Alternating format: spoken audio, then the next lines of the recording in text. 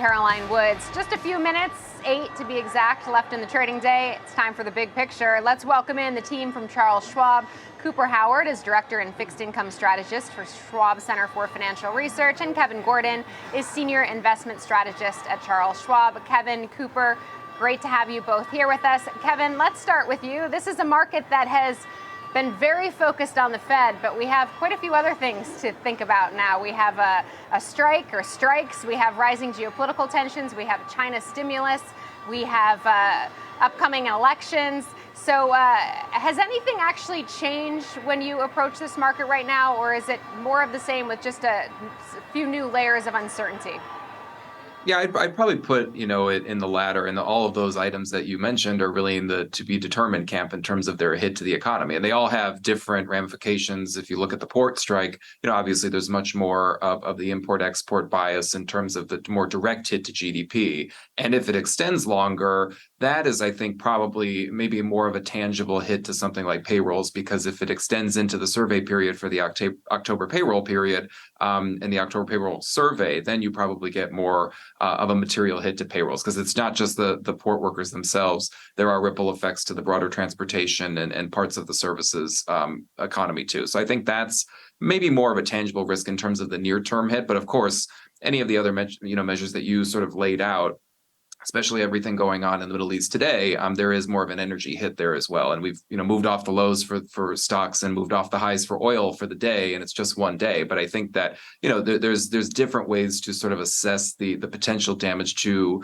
not only the economy, but specifically the broader global economy. But I think for the U.S. in particular, the drawn out nature of the port strike, if that were to happen, that to me is a little bit more important in terms of the effect to the impact on payrolls and GDP in particular.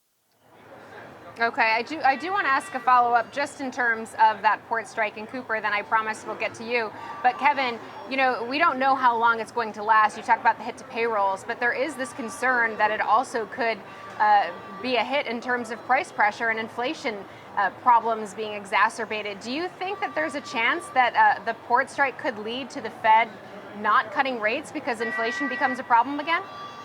In terms of the impact on Fed policy, I think it's too soon to tell. I will say you're in a very different situation and scenario today than you were a couple of years ago in terms of, in particular, the goods part of the economy, because that's presumably where a lot of the inflation pressure would start to show up. If you look at inventory to sales ratios, they are not nearly as depressed as they were a couple of years ago when the U.S. and the U.S. consumer had much more of a goods bias at the expense of services. So it's not that we've run down inventories relative to this huge uptick in sales, and you're still dealing with goods deflation. So it's a totally almost reverse scenario from what we've had a couple of years ago, which I think is a positive overall, all else equal.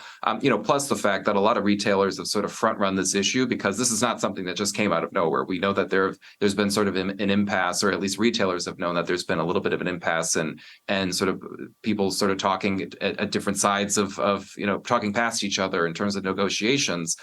So there was a little bit of a front running in terms of building up inventory. So there's a little bit of a cushion, but even if you got to a point where you exhausted that, I'm not sure that it would have this dramatic impact in terms of goods inflation spiking again. Okay. All right, Cooper, let's get to you. Instead of speculating about the Impact 2 data, let's talk about the data that we actually did get in terms of JOLTS. Any read through to Friday's jobs data? Because that's, of course, so I guess I do want you to speculate. But what did we learn, and what can we take for Friday's jobs report? Isn't that what we do in this job? We speculate on what's going to happen in the future. So that is the nature of the beast here.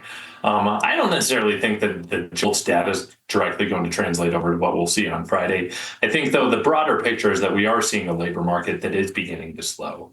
Expectations are for Friday that we're supposed to get 150,000 jobs. So that is moving lower in terms of kind of the longer term trend, but it is an economy that still continues to add jobs. The JOLTS data today, a little bit of a slight pickup in terms of the number of unemployed relative to the number of jobs that are available. So I think that was also notable, but it seems that kind of overarching theme that's going on today is more of a flight to safety and a flight to quality. We're seeing Middle East tensions. You and Kevin kind of discussed the multiple layers of different risks or potential for risks that are happening in the market. So I think as far as the treasury market, how they're responding, it's a little bit of a flight to safety. That's not too big of a surprise, because anytime we see something that's kind of a major issue that pops up, or a political issue that pops up, or a geopolitical issue, I should say, that pops up, tends to be that treasuries react a little bit and people move that flight to safety quality there. Okay, so what's your advice, Cooper, to fixed income investors given the risk? We had a guest on at the top of the show that said join the muni party before it's too late. Is that what you like, or do you like something else? Yeah, munis are one of the areas that we do think are relatively attractive. What we've seen is a lot of our clients have been heavily invested in cash. We know yields on cash are likely to move lower as the Fed begins to cut interest rates and kind of further cuts interest rates this year and into next year, and possibly even the year after. So we do think if you are invested too heavily in cash, there are still opportunities to invest. We do like investment grade corporate bonds.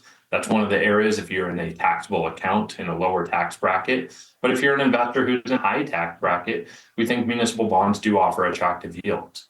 The absolute yield relatively attractive. Also, relative yields, they're hovering around a 70%-ish ratio, depending on where the yield curve you look at. That's the muni to treasury ratio, which is a metric that we'll commonly follow. Also, we don't have too many credit concerns as far as municipalities go.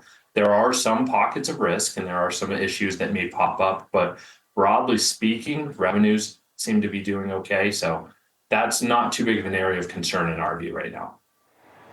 All right, we have to leave it there. Cooper Howard, Director and Fixed Income Strategist, Schwab Center for Financial Research. Kevin Gordon, Senior Investment Strategist, Charles Schwab. Always a pleasure. Thanks so much.